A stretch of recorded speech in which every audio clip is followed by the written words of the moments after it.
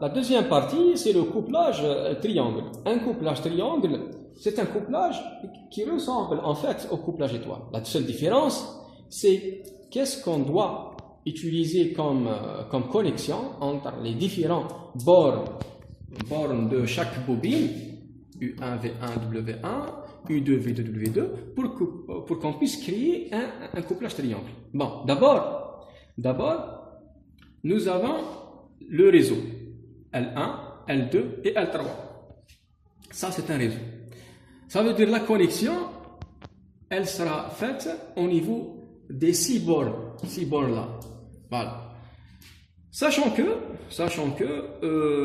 la tension au niveau du triangle U composé égale V simple égale 220. Pourquoi j'ai dit ça? Parce qu'en fait, dans le moteur, nous avons 220 comme tension volt qui correspond à 13,5 ampères. Ça veut dire la tension au niveau de deux lignes pour le montage triangle de lignes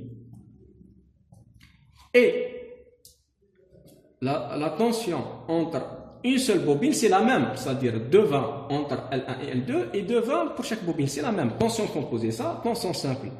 Allez, entre extrémités de borne, c'est la même tension en fait. La seule différence, c'est le courant. Un courant I de ligne, il sera divisé en deux. Ici, dans ce cas-là, nous avons courant simple et courant simple J.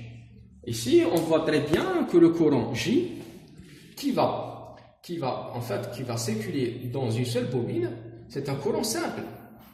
Le courant simple, dans ce cas-là, c'est un courant de ligne I qui est là, courant de ligne I, 13,5, divisé par racine de 3. Ça, c'est le J. Mais la tension, elle est toujours la même. De ligne ou bien de phase, c'est 220. Alors, pour créer ce qu'on appelle un couplage triangle, qu'est-ce qu'on doit faire? On doit lier tout simplement ces extrémités. Extrémité V1 avec U2. V1 avec U2. Sachant que V1, V2, bobine 1. U1, U2, bobine 2. Et W1, W1 et W2, c'est une bobine 3. Bon, pour ce cas-là, j'ai lié V1 avec U2.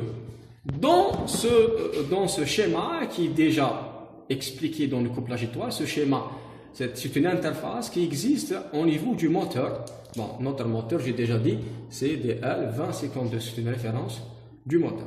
Bon, on a lié V1 avec U2, V1 avec U2, V1 avec U2. Je dois mettre une barre ou bien une barrette de cuivre dans le moteur, ou bien je dois mettre un fil entre ces deux extrémités. C'est-à-dire je vais lier extrémité 1 de la bobine 2 avec extrémité 2 de la bobine 1. Hein? Il faut bien se concentrer pour ne pas tromper. Deuxième étape, je dois mettre ce qu'on appelle une connexion entre W1 et V2. On voit très bien que le V2 avec W1, c'est la troisième barrette. Voilà. Une connexion via fil ou bien via barrette de cuivre, comme j'ai déjà bien expliqué dans la brochure du TP numéro 0. Il y a des barrettes en cuivre, en photographie, pour ce schéma en triangle et pour le schéma qui est à gauche pour l'étoile. Bon, la troisième étape qui nous reste afin de créer le triangle, il nous reste de lier ici nous avons le U1 avec le W2. U1, W2.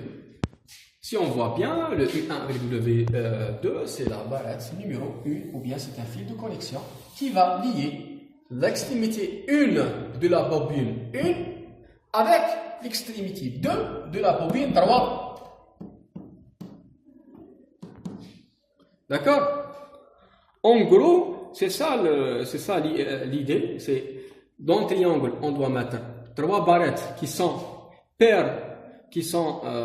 perpendiculaires par rapport à l'entrée, par rapport au départ, 3 barrettes perpendiculaires. Et dans le montage étoile, on doit mettre 2 barrettes qui sont horizontales, 2 barrettes horizontales au niveau de la sortie des 3 bobines à la fois. Je répète, 2 barrettes en horizontal ici pour créer un nœud. Le nœud, il est là.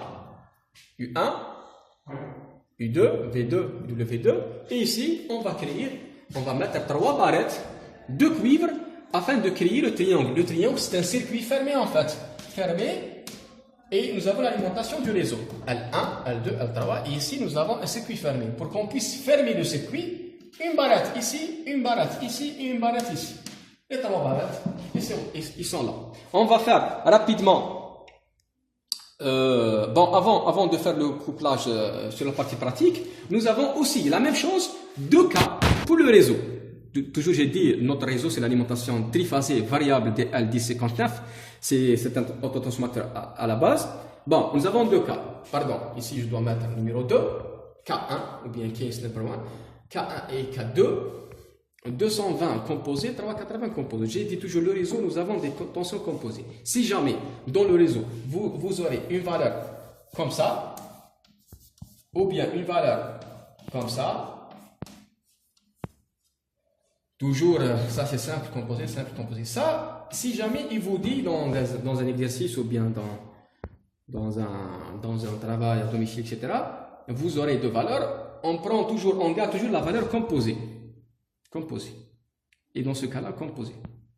Je vais oublier momentanément la valeur simple, puisque dans le réseau, on travaille toujours avec des tensions composées. Dans ce cas-là, nous avons notre plaque analytique qui dit que une bobine, j'ai dit une bobine, peut supporter 2 vents. C'est-à-dire entre lignes, c'est une bobine, et entre la bobine elle-même, c'est la même tension en fait.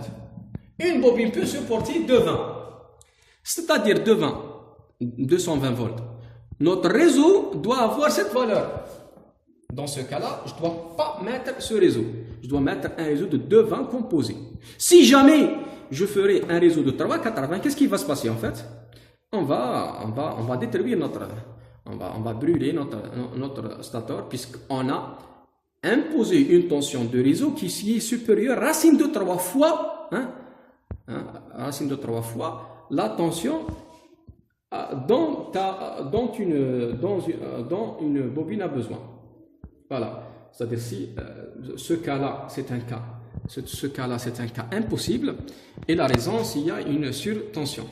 Dans ce cas-là, toujours la partie d'étoile, ce cas-là, c'est un cas impossible. Et la raison, c'est qu'il y a une sous-tension. Mais dans le cas avant, c'est-à-dire on doit mettre ça. Et on doit garder 380 ici. D'accord? Allez, partie pratique. Qu'est-ce qu'on doit faire rapidement? Je dois toujours garder la ligne d'alimentation entre la source toujours elle prend ce nom, 1059. Voilà, ici triphasé, toujours en antivariable. Si jamais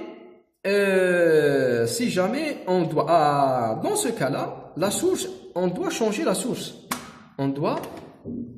Pourquoi on doit changer la source? Tout simplement parce que la tension au niveau du rotor, c'est une tension de 20 volts. C'est-à-dire, une bobine peut supporter 20 dans le montage triangle. On a besoin d'une source qui va fournir une tension variable qui est aux alentours de 20 dans ce cas-là. Alors, si jamais on va choisir cette voie, ou bien cette voie, on risque de brûler notre stator. Le stator, en fait, il y a des bobines qui sont placées dans la carcasse, c'est-à-dire du moteur, et on risque de brûler puisqu'on a dépassé la tension supportée par une seule bobine de 220 à 380. Voilà. Bon, tout simplement, on a changé la source, c'est bon, c'est réglé. Le court-circuit du rotor, toujours, il est déjà fait tout à l'heure. Et on doit mettre les 3 fils qui vont relier W2 avec U1, deuxième fil U2 avec le V1 Vous voyez ici, 3 fils. Le 1, le 2, c'est une barrette, deuxième barrette et troisième barrette. Voilà. Ici, nous avons fait un couplage triangle, sachant que la source, c'est-à-dire, elle fournit une tension de 220 AC, bien sûr, alternatif. Voilà.